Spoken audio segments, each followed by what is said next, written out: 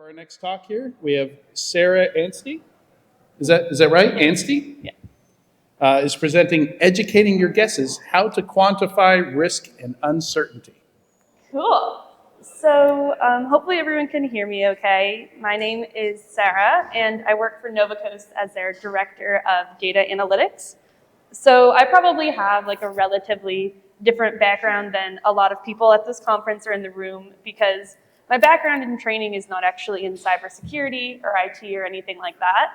I'm actually more of a statistician and data scientist by trade, who just so happened to get into cybersecurity about 6 years ago now, and have been trying to take a lot of statistical methodologies and ways in the math and data world that we do things into cybersecurity and kind of applying them to some of the problems and challenges that we have in cyber and IT. So today I'm going to keep it like pretty casual and stuff, but I'm going to be talking about risk and uncertainty and how we can model that and understand that. Kind of go over some of the ways that it's currently or historically been done in the industry, what I think is wrong with them as a statistician, and then different models that we can use to actually quantify risk. So I think before we really hop into any of that, we need to talk about, what is risk? And really defining that before we can try to quantify it. So risk, in my opinion, is anything that's unknown. So whether that's a risk in cybersecurity or even a risk in life, it's any time where you don't know what the outcome of something is going to be. So think about taking a risk in life, right? Why is it a risk? It's probably because there's some uncertainty around it. You don't exactly know how things are going to end up. So it's the same in cybersecurity. A lot of the times the different risks we're looking at are the risk of getting breached, the risk of ransomware or something like that, or a vulnerability being exploited. All of those things are things that, we don't know if they're going to happen to us. If they do, we don't know when and to what severity. So it's really all about uncertainty and unknown, which I think begs the question, if risk inherently means we don't know what's going to happen and it's all about the unknown, how can we possibly measure it? And how can we quantify it, right? It's kind of like, it seems counterintuitive that you would be able to do that if inherently it's unknown. And so before I get into some of the methodologies of how I think that we can do that and how we can use, stats and mathematics to do it, I want to talk a little bit about the ways that it's currently and historically been done in cybersecurity. So everyone is probably pretty familiar with this. This is like your typical risk matrix, right? So whenever you're rating something on a scale of like low, medium, and high, maybe you're doing 1 to 3 or a 1 to 5 scale or something. This is pretty common in cybersecurity. So you can see we're looking at things like what's the impact going to be versus the likelihood, and you can rate things low, medium to high. Sometimes I see like a lot of like 1 to 3 scores or things like that. This is what we call a qualitative method for understanding uncertainty or risk, right? So say someone comes to you and they say, hey, what's the risk of this thing happening? And you say medium. That would be a qualitative answer. It's not quantitative in nature. And so these are what's used a lot of the time. And the reasoning that I most often hear for why we're rating things on these types of scales is that because it's unknown, we don't have much data, right? We don't have much input data. So we can't possibly say with 100% certainty that there's a 12.4% chance of this exploit happening in the next 5 months. We don't know, right? It's risk. We don't have that input data. But we think we're relatively well protected, so we'll say it's like a low chance. And people feel more comfortable saying that because they feel like they can't get exact and precise in their measurements. But I want to talk a little bit about where this starts to fall apart. So let's say I'm, a data person and I'm trying to understand for our organization, what's the risk that we get breached in the next year, right? Really broad question, kind of hard to answer. And so I've got our CISO and our CTO, and I'm gonna go ask them both the same question. On a scale of 1 to 5, what do you think the chance that we get breached in the next year is? So I go and I ask the CISO, and the CISO's like, we've made all of these great improvements in cybersecurity, and we're doing so well, and we've got all these tools and funding and whatever. We're really doing pretty good. There's probably only like a 3% chance we get breached in the next year. They're kind of, thinking in their head. So they say that's a 1 on a scale of 1 to 5. And they tell me we think we're at a 1. Okay. So then I go to the CTO, I ask the same question, and maybe the CTO's like, yeah, the CISO's an idiot, and we have no idea what we're doing, and who knows, right?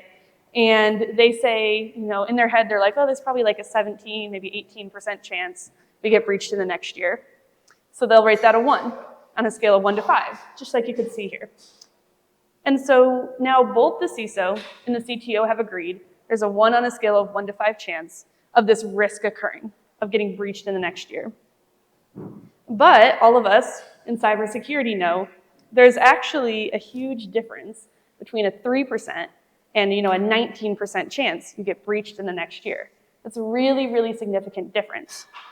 But because of the scale that I asked them to use when giving that rating, we're not seeing that difference. We're kind of getting rid of precision.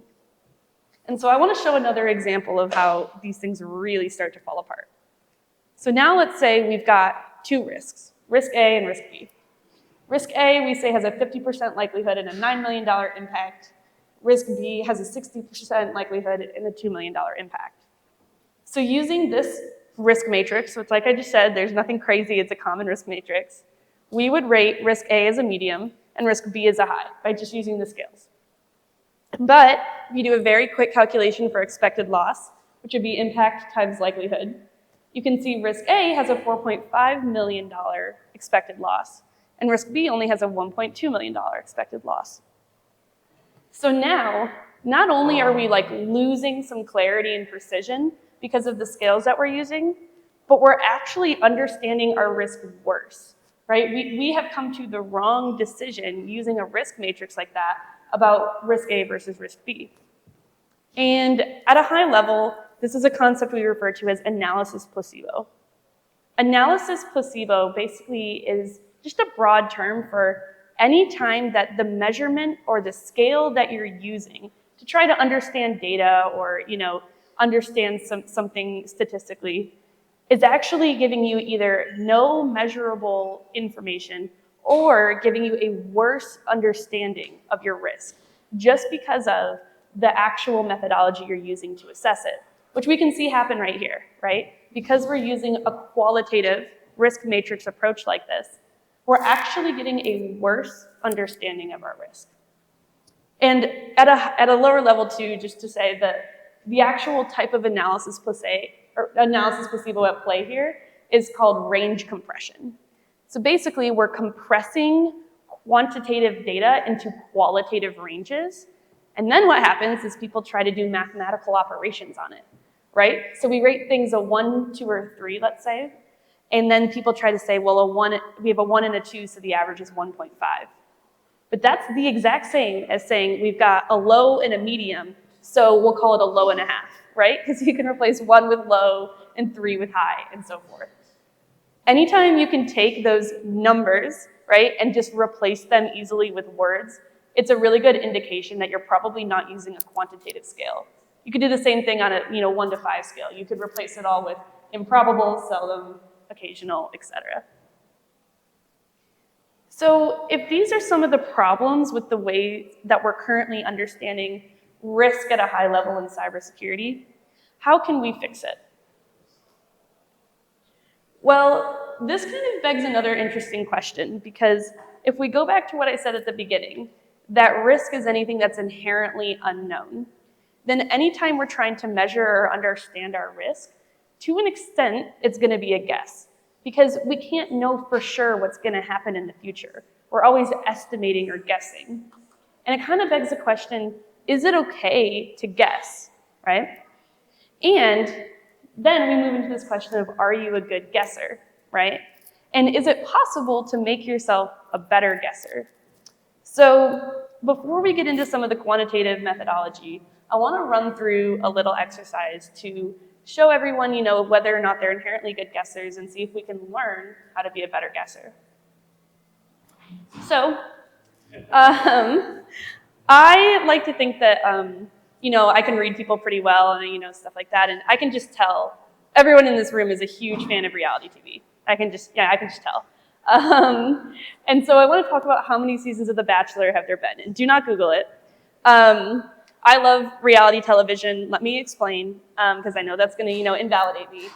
If you have never seen The Bachelor or The Bachelorette, it's on for 2 hours every Monday. Get yourself a bottle of wine, drink the whole thing, watch the show. By the end of it, you will feel so much better about your life. I mean, seriously, it's really therapeutic, right? Okay, but so how many seasons of The Bachelor have there been? Why did I pick this question? Let's think about it.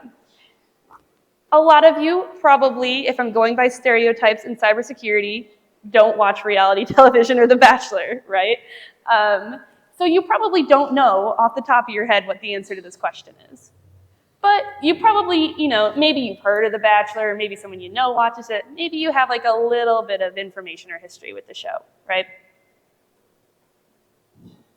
So I want everyone, actually real quick, so everyone in their head right now, I want you to think about what you think the answer to this question is.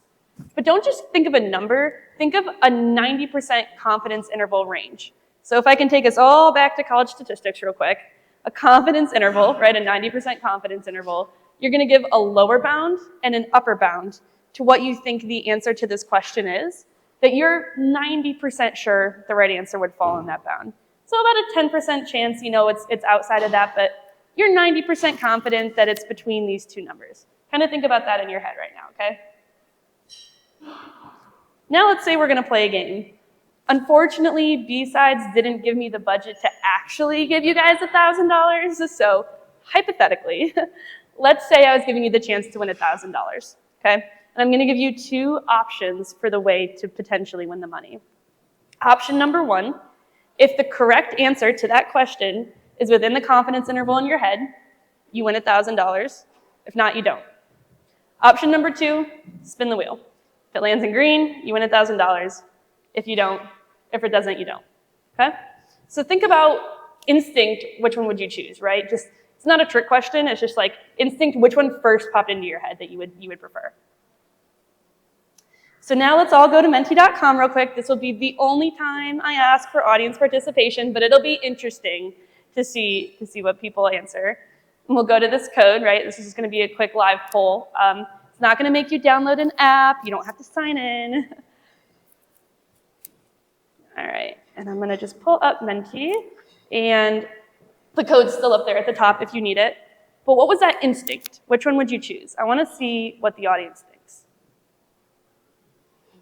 I'd also just like to point out a room full of cybersecurity professionals and you all just go to whatever link I tell you. I think we might need to reevaluate. So would you choose a confidence interval? Would you spin the wheel? Or do you have no preference? You would do either. And it's not a trick question. It was what was your gut? What's your instinct, right? Pretty even, interesting. So about half would choose their confidence interval, half would spin the wheel. Most people had a preference though, okay? Most people had an instinct. Okay, interesting. So I won't leave you guys hanging. The correct answer to the question, 27 seasons. And this is, I should have said this before, this is just The Bachelor. Does not include The Bachelorette, Bachelor Pad, Bachelor in Paradise, Bachelor Winter Games, okay? Just The Bachelor, 27 seasons. It was 26, I had to change my slides this morning because one season just ended, but Zach was like the most boring Bachelor of all time. It's not worth watching. Terrible, terrible, not worth it, save yourself. Okay, so real quick, one more time. Let's go back to Menti here. Hold on, things are going crazy. Present. Okay. Was that answer within your original confidence interval? Yes or no? Be honest. Let's vote. Let's see how we did. So was 27 contained within your original confidence interval?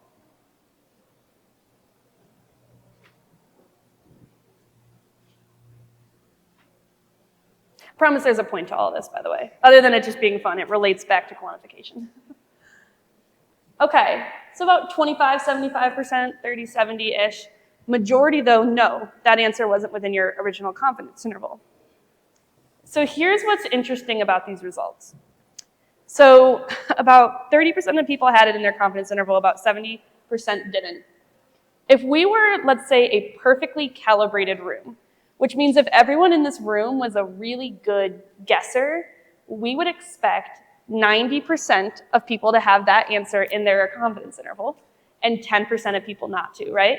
Because what did I ask you? I asked for a 90% confidence interval to the answer to this question, which means 90% of all the intervals given, if you gave your true 90% confidence interval, should have had the right answer, even if you didn't know the answer.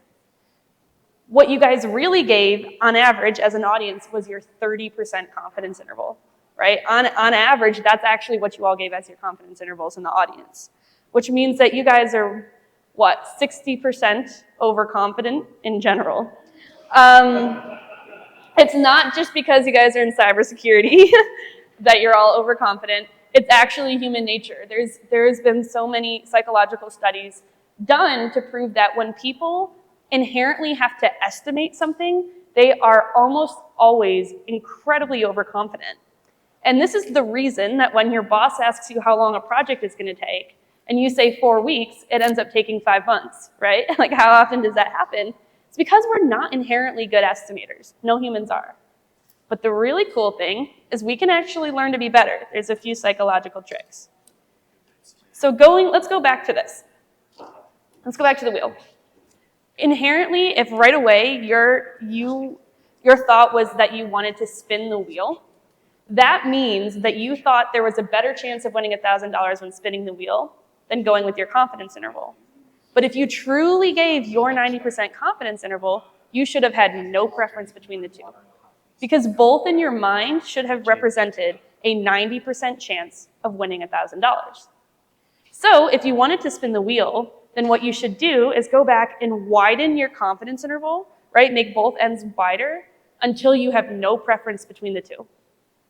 And then if you wanted to choose your confidence interval, you should shrink your interval until you have no preference between the two. And that's called the equivalent bets method. It's one of a bunch of psychological ways that people can actually become better estimators.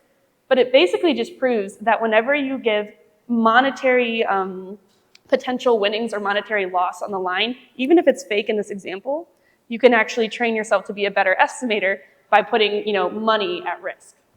So just a method that you guys should, even if you don't do it in cybersecurity, even if you're doing it to maybe just estimate how long a project takes, try doing that next time. It's a good way to kind of tune your brain a little bit to be a better estimator. And like I said, there's a bunch of other really cool methodologies to do that. But moving on. So why is all that relevant, right?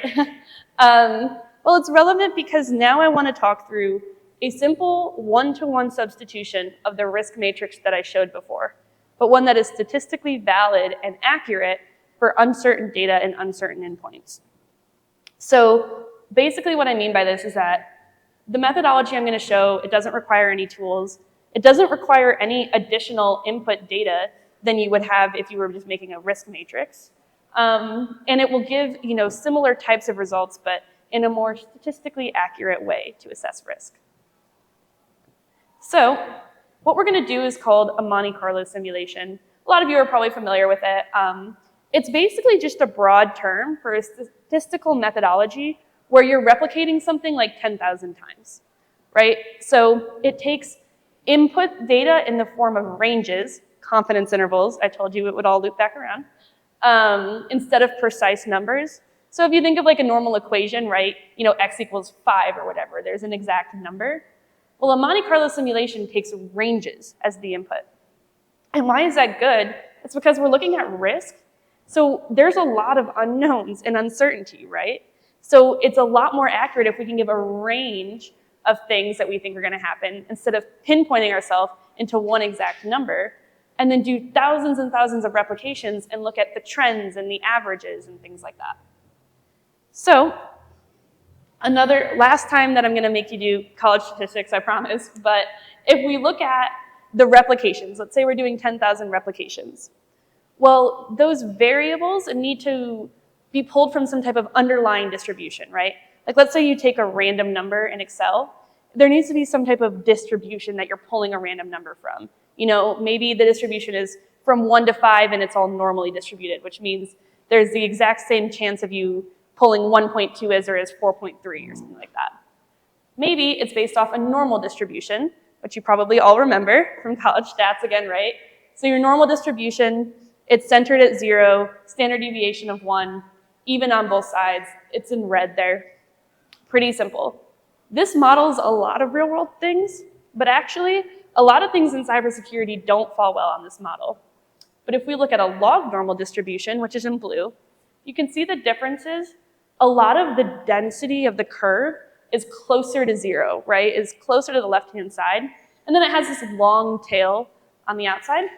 The other important thing here to notice is that it never goes below 0. So what do these translate to in the real world? Well, one, it shows that our risk can never be negative, right? As much as we might want there to be a negative 5% chance of getting breached in the next year, that can never happen. So we don't want to choose, a distribution that would allow for that. And then the other thing we see here, like I said, is the long tail.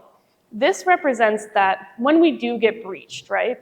A lot of the times it's not that $5 million reputation loss hits the news data breach. Sometimes this is having to remediate a few laptops or fix something or do some patching or whatever. Like I said, I'm not as cybersecurity heavy as you guys. But it can happen, right? Those $5 million data breaches can happen. We want to account for that, but we're saying it's much more rare. It's actually a lot less likely than just a typical event that requires a few hours of remediation. So now that we've talked about the underlying distributions, let's talk about how to actually do a Monte Carlo simulation and how to really switch from a risk matrix to quantification. The very first step is just to define your risks, which just means, what do I want to look at with this methodology? The really cool thing is that this is just a really high-level framework. So I've been using like the risk of getting breached or the risk of a data breach a lot, but you can do this with any risks. So like I've done ones for companies, some kind of interesting ones.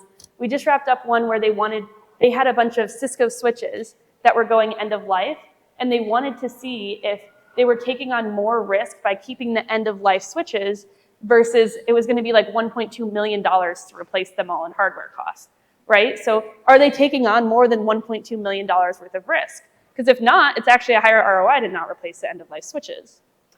Or I did another one that was really interesting that looked at the risk of allowing personal email on company-owned devices, right? How much additional risk was a financial institution taking on for allowing employees to go to their Gmail on a company-owned device? So you define your risk, whatever thing that you want to look at. The next thing we have to do is define a time range, because it doesn't actually make sense to say the risk of getting breached. You would have to say something like the risk of getting breached in the next year, right? You always have to define a time range for the things that you're looking at happening, because we're looking into the future. Then the next thing we're going to do is go back to those confidence intervals, right? So this is where we're going to figure out, for that particular risk, what are all the different things that can affect it? We'll call those your input variables, right?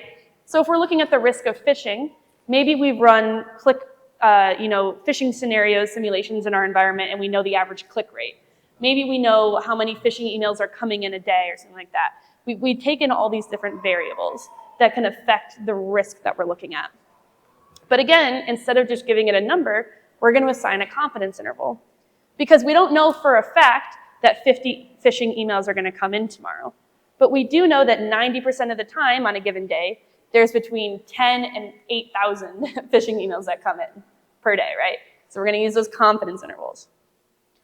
And then, so I have here repeat with multiple experts. What that basically means is if we don't have any data in our environment, so say we don't have click data if we're looking at phishing, or we don't have some vulnerability data for some reason, we can use subject matter expert estimations, which would be all of you guys in the audience, which are the people at the companies actually working on the cybersecurity environment every day, who have seen things and can kind of say, hey, on average, this is what I see, and use your confidence intervals.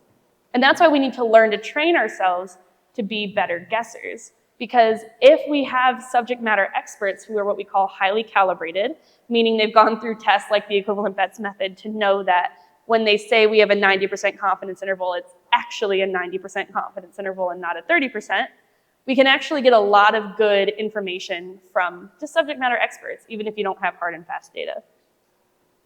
And then we're going to run our Monte Carlo simulation and take averages, which for this part, I'm actually gonna just show you guys quickly how to do this. I'm just gonna show it in Excel because I wanted to make it approachable. You don't have to buy a software for this or anything. Like you can literally do it in Excel. Like I said, a one-to-one substitution. I'm not gonna, make you get anything new. So in this scenario, we'll say we're looking at a company in the technology industry with around 1,000 users and about 10 million records. And they want to see if they should purchase a phishing detection and response software. So think like a proof point or something, right? So they just want to determine, is it worth the investment? Because how much risk are we taking on now? And how much risk would we be taking on, or how much would we reduce our risk if we did buy and implement this software to a high level of efficacy? So this is where we look at all of our input variables, right? So these are just some example ones, but you can see we look at things like, well, what's the business impact of a data breach? Which means if a breach happens, how much on average does it typically cost the company? You might say this is like really hard numbers to get, but we actually pull a lot of these from, if you think like the Verizon data breach report or the IBM costs of a breach report, you can actually get a lot of this data free online from just looking at the company segment, and the company size.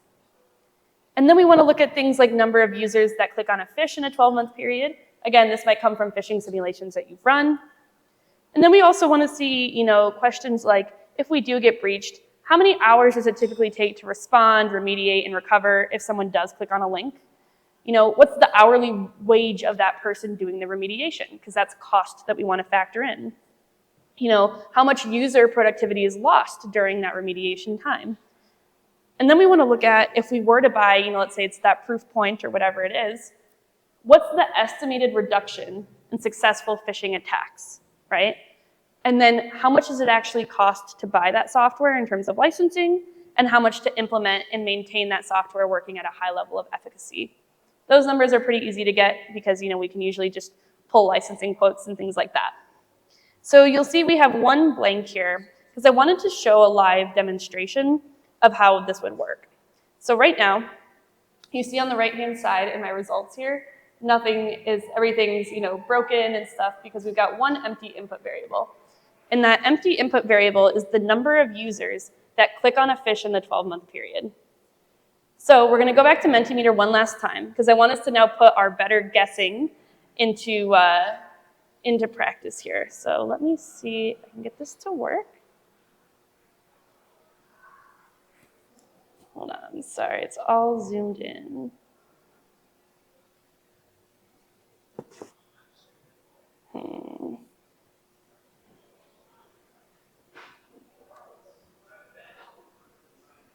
Okay, it's kind of cutting off, so sorry about that. But I want you to think about your 90% confidence interval to the number of users that click on a phish in a 12-month period for a 1,000-person technology company.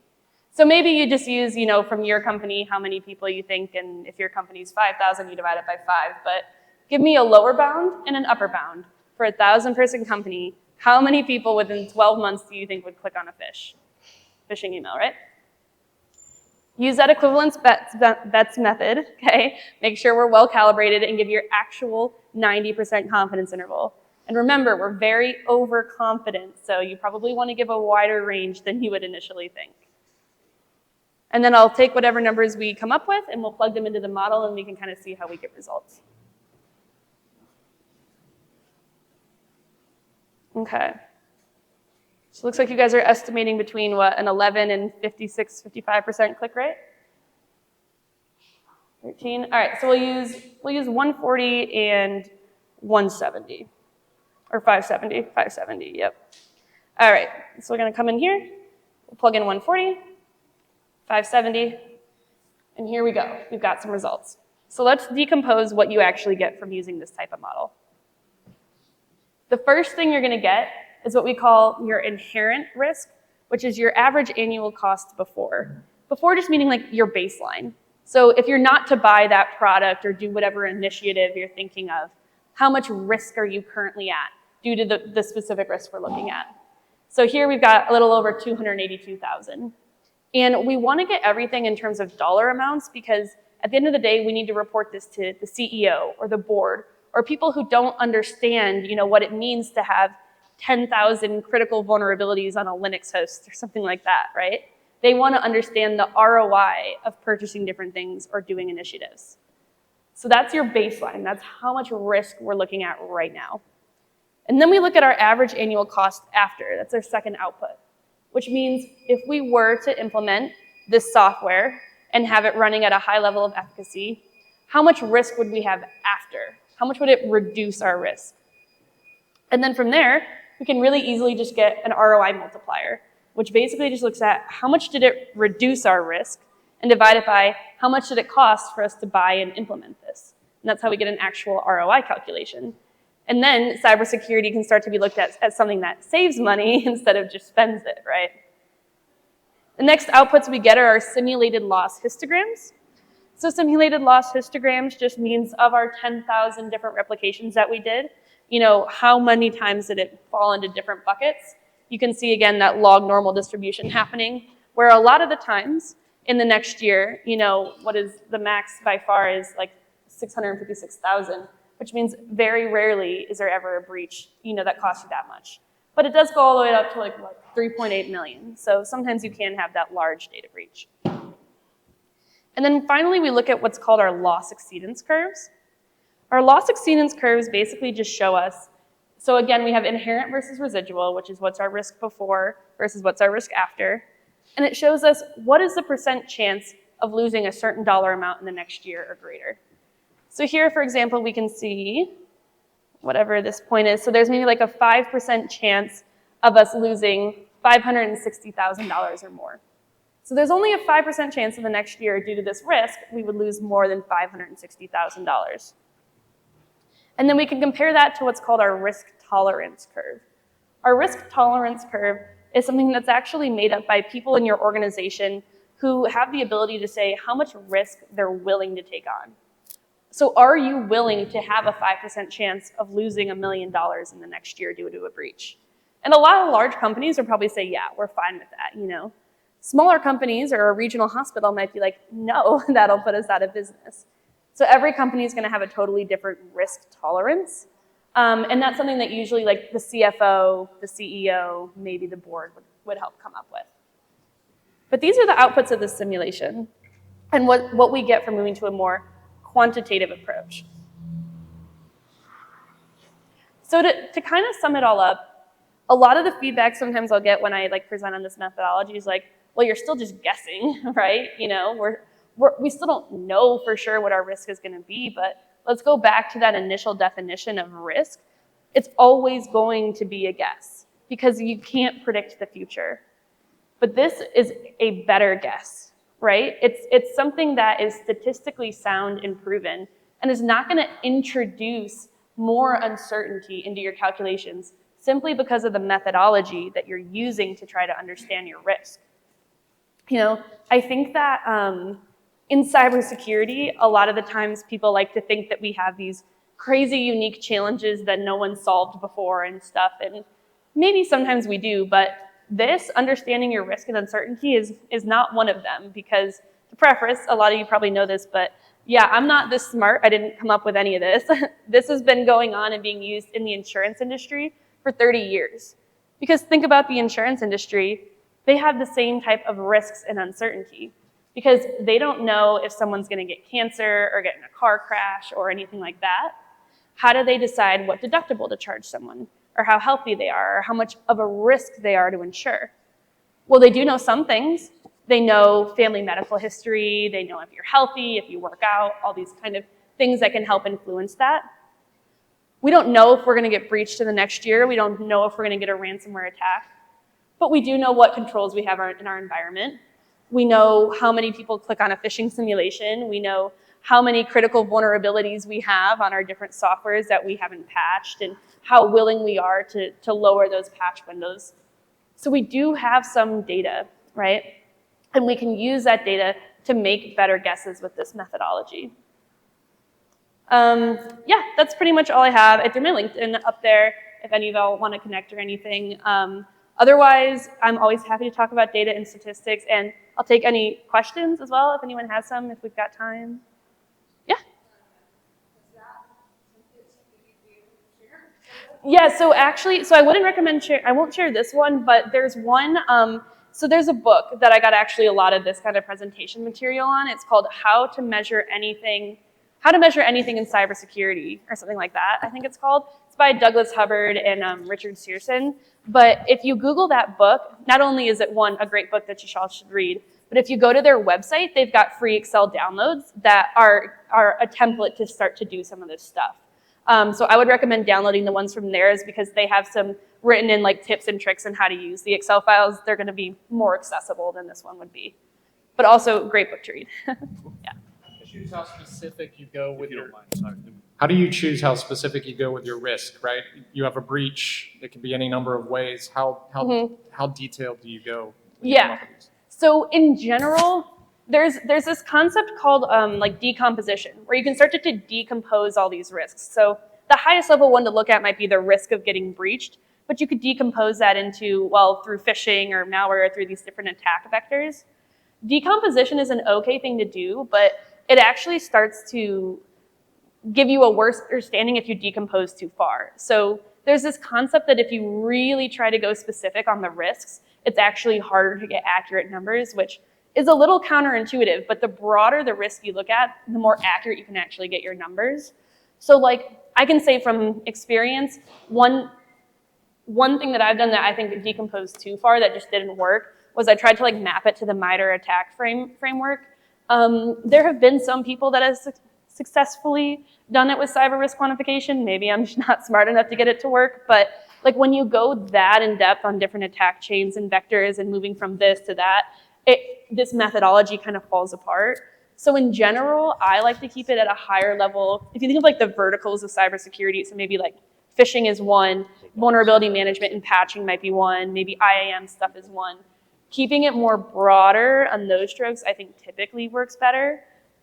And then the other thing I would say is it works really well if you're looking for a specific ROI number on an investment. So doing it on more of an initiative basis or like a product basis. So maybe you're thinking about buying Qualys or something like that. That's a high enough thing that it's pretty easy to quantify. But doing something really specific like the MITRE attack framework or something is usually going to decompose too far. Does that help answer a bit? Yeah. Any other questions? Okay, well, if not, thanks so much for listening. Happy to connect.